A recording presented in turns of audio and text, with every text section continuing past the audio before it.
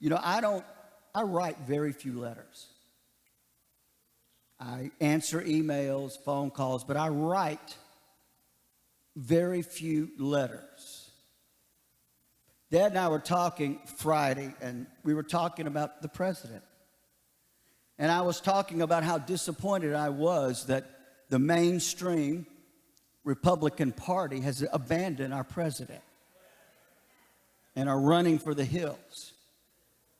And I said, you know, I saw him on TV yesterday, and they did a close-up of his face.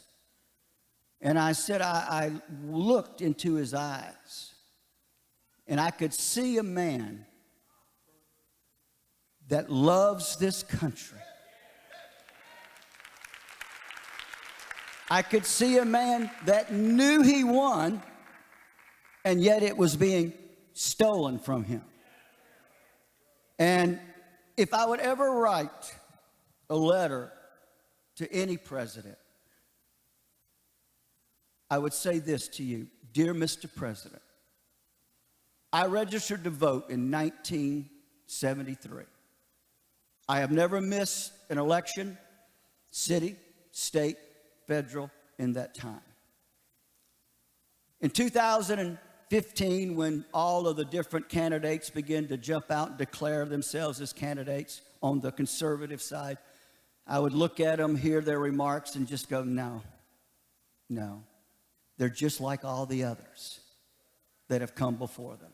They're just a professional politician. And I would tell you that I was growing disheartened as I didn't see a true conservative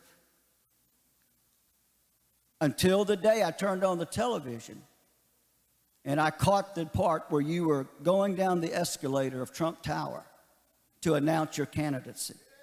I listened to what you had to say, and in my heart I said, that's the man I'm supporting.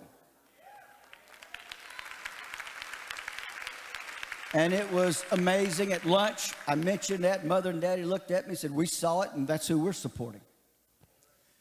And I don't know what the outcome is going to be, but as one American citizen to his president, I want to say I love you, I respect you, and I want to thank you for the following. Number one, I want to thank you for being a friend to Israel.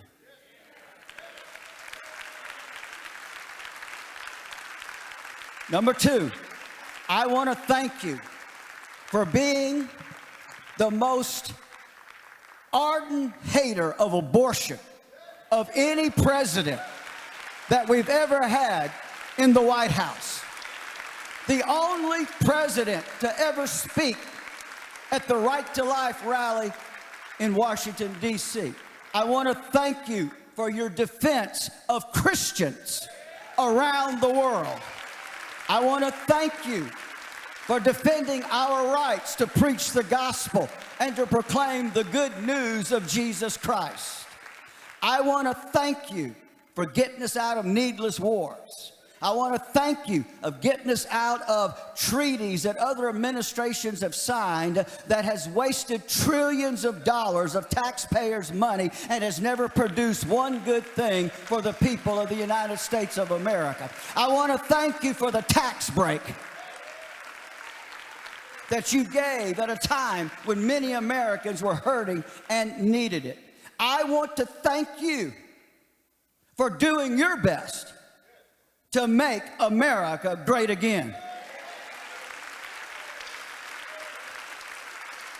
Mr. President, I am so glad that I had and have a president that didn't travel around all over the world apologizing for the United States of America. Because, Mr. President, you know in your heart, and you stood up to it, America has nothing to apologize for. Where there is pain and suffering, you'll find America there. Where there is tornadoes and storms and people are without things, it's the United States of America that are the first on the ground. Thank you for your support of our military. Thank you.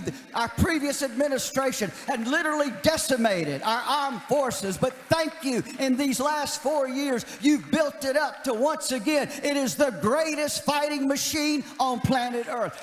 Thank you.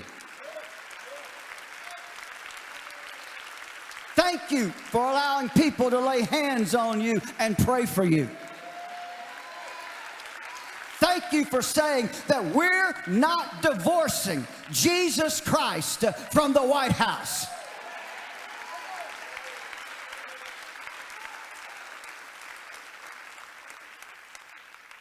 And Mr. President, we pray for you. We lift you up. As the songwriter said, it's not over until it's over. But should it not go the way we want, I just want to say this to you, 2024.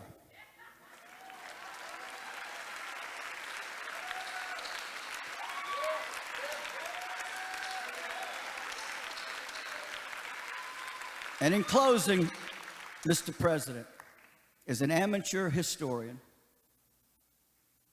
who has studied the lives of every single man that sit in the White House, I consider Abraham Lincoln and you the two greatest presidents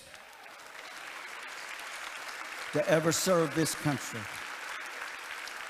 And from an American citizen to an American president, thank you for all that you have done. That's my letter to President Donald J. Trump.